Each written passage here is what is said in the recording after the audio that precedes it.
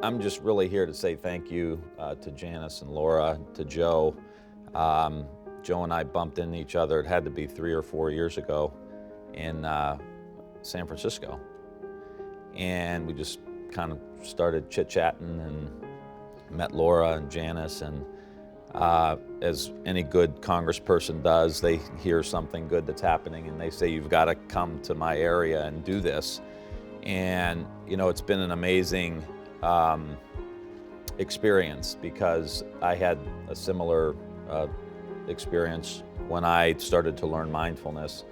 At 35 years old, I went on a 5-day retreat in 2008, and it was right after the 2008 election, and I was 35 and feeling burnt out and heading to be burnt out anyway. And I thought to myself, the last thing the world needs is another burnt out congressman. So I took matters into my own hands and I went on a 5-day retreat that introduced you to the practice of mindfulness and then more and more silence over the course of the 5 days.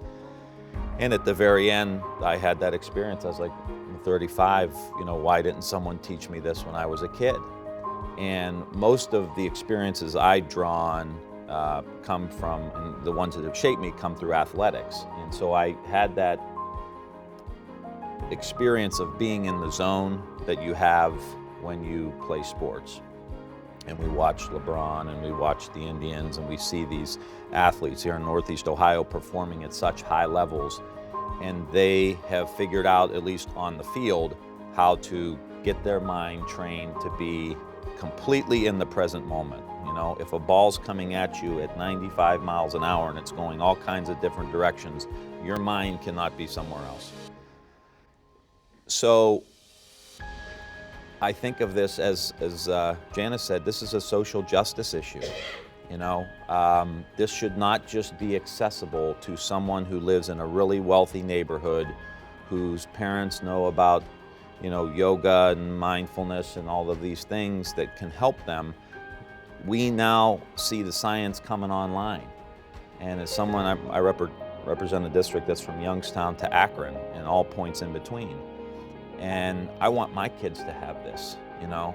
I want the kids in my school districts. I want the kids in Cleveland and Columbus and Toledo and Gary, Indiana and Buffalo, New York, to have access to this because it unleashes the amazing capacity that we have as human beings.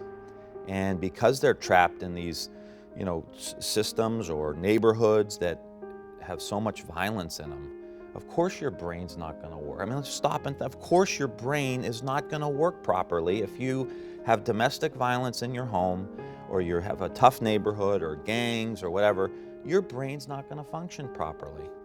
And I just want to say one more thing. Part of the work I do with this practice and others, the deep breathing and the kind of disciplining your mind, present moment awareness, is with veterans. And we've seen veterans come down from 12 prescription drugs, some more, through a practice like this, down to maybe 1 or 2 prescription drugs.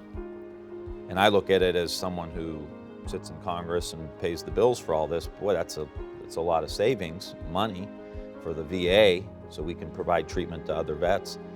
But it's a human rights issue. How are we treating our veterans? How are we treating our kids? And when you look at the brains on an fMRI, trauma is trauma is trauma. So a vet with post-traumatic stress holds a lot of trauma in their nervous system, and obviously it affects your brain function. Same with a kid. And with a kid, their brains are developing at such a quick pace that this kind of arrested development, this kind of trauma has huge effects for these kids.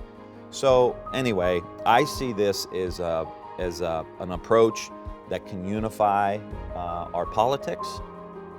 Doesn't seem like it when you turn on the news that it could ever be unified. I get that, but this is an issue that if you think about it in terms of our political world, this is an issue that's a social justice issue. This is an issue that's going to increase performance. This is an issue that's going to save us lots and lots of money, because if we want to change the neighborhoods, the best way to do it is to make sure our kids learn how to de-escalate themselves, so that when they go out into the neighborhood, They know how to de-escalate a situation instead of immediately escalate it. And it has all kinds of positive benefits when you talk about relationships with law enforcement and all the rest. This is a positive approach that I think is the one way we can transform our schools and innovate within our schools. And so finally, you know, I look at it this way. We've seen a lot of economic challenges in Northeast Ohio, lots of job loss, you know, lots of income inequality, reduction in opportunity for families in this community, and mine and yours, those of you who live here. And if we're gonna be strong as a country, if we're gonna be strong as a community, as a region, as a state, then we need to unleash the potential of all 313 million people in the country. It's the only way we're going to do it. China has 1.4 billion people. India has 1.3 or 4 billion people. There's billions of people our kids are going to directly compete with in a global economy. And there's a lot of unfairness in it, and we need to address it, but we can't just complain about it. We've got to put strategies together that are going to allow these kids to move forward in this brutally competitive world with all the tools they need, with the ability to draw upon all of the ability and talent that they have in their bodies and minds and spirits. And this, to me, is the best thing I've seen in my 43 and a half years on the planet.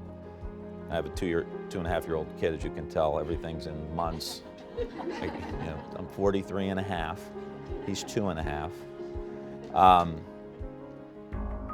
This is the best thing I've seen. And it's great for teachers, as we heard. You have benefited so much from this yourself.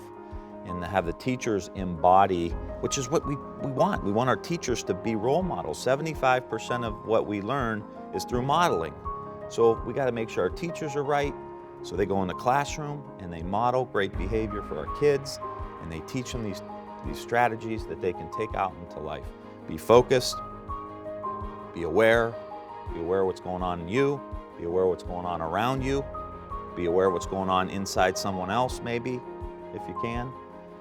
And you're going to go out into the world and you're going to be creative, you're going to be focused, you're going to be resilient, you're going to get knocked down and be able to get back up because we've taught you, you know, not just yelled at you to pay attention, we're teaching you how to pay attention. You know, we're not just telling you to get up, we're teaching you how to get up.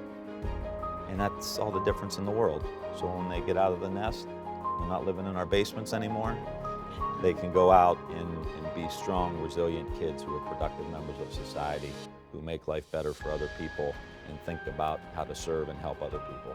And that's what this program does. So I'm grateful to be here.